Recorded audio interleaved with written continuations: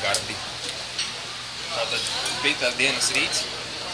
Pirmās divas ceļojuma dienas pagāja Briselē.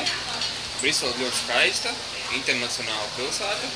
Apskatījām galvenos objektus, vecpilsētu, čerējušu puisītu, ēdām vafeles.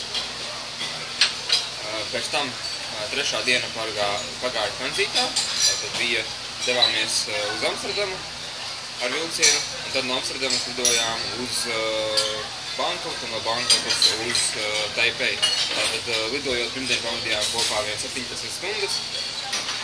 Vakardien, 4.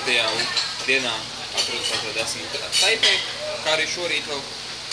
Taipei ļoti skaista pilsēta, ļoti sakopta.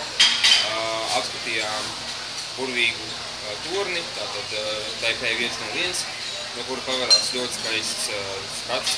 Ir skatu tornis arī. Pati pilsēta ļoti skaista. Bijām vakarā pašā arī naktstirgu. Apskatījām arī centrālo laukumu. Tagad ēdam brokastis, 5. diena, lai dotos tālāk jau uz Kuala Lumpuru, no Kuala Lumpuras uz Kotokinabalu. Atkal visu dienu tranzītā.